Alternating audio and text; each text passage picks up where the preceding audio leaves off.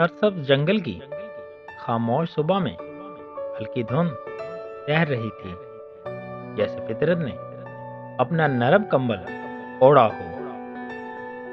भोला भाला रीछ बिल्लू आहिस्ता आहिस्ता चलता हुआ दरख्त के दरमियान ताजा हवा का लुत्फ ले रहा था।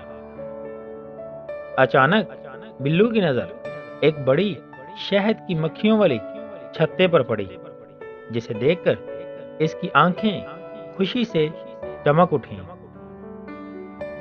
बिल्लू एहतियात से छत्ते से मीठा शहद अपने बर्तन में जमा करने लगा, जैसे कोई कीमती खजाना समेट रहा हो। इसने अपने कीमती शहद को एक बड़े मजबूत पत्थर के नीचे छुपा दिया, ताकि कोई दूसरा जानवर इसे न ढूंढ सके। अगली सुबह जब बिल्लू उठा तो इसका चेहरा परेशानी से भरा हुआ था, जैसे इससे कुछ अहम बात भूल गई हो। वो सर पकड़कर हैरान हो गया कि आखिर इसने अपना शहद कहाँ रखा था। याददाश्त जैसे गायब हो चुकी थी। दरख्त की ऊंची टहनी पर बैठी छोटी गुलहरी टीटू दिलचस्पी से इसकी परेशानी को देख रही थी। बिल्लू ने आसमान की तरफ देखकर आह भरी, मेरा मीठा शहद कहाँ चला गया। टीटू ने शरारत भरी मुस्कुराहट के साथ अपना सर झुकाया, जैसे इसके पास कोई राज हो। टीटू नीचे देखकर बोली, बिल्लू, मुझे लगता है तुमने शायद इस रास्ते में रखा था। बिल्लू फौरन इस सिमत दौड़ा, जैसे इसे अभी शहद हाथ लग जाएगा। मगर वहां पहुंचकर इसे सिर्फ खाली जमीन मिली, जिसे देखकर वो और भी उलझ गया। टीटू ने फिर कहा, शायद मैं गलत थी, देखो शायद इधर होगा।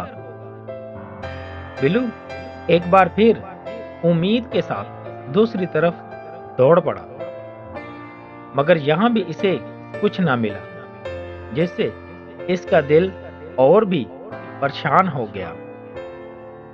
इतनी दौड़ धूप के बाद बिल्लू हांफता हुआ जमीन पर बैठ गया। टीटू आराम से दरख्त से नीचे उतर आई, जैसे अब इसे असल बात बताने लगी हो। बिल्लू ने अफसोदा लहजे में कहा, शायद मेरा शहद कभी नहीं मिलेगा। टीटू ने इसे प्यार भरी नजर से देखा, जैसे कहना चाहती हो कि फिक्र ना करो। टीटू बोली, बिल्लू, तुम फिक्र ना करो, मैं तुम्हारी दोस्त हूं, और दोस्त कभी अकेला नहीं छोड़ते।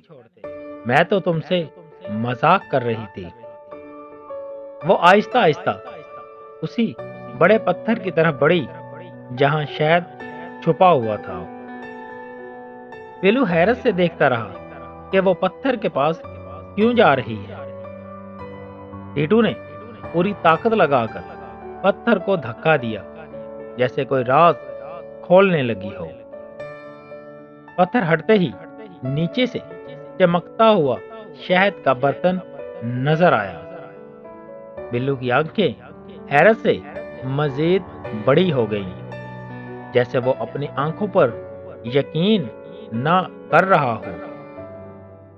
टीटू ने नरमी से शहद का बर्तन उठाया और बिल्लू के हाथ में रख दिया।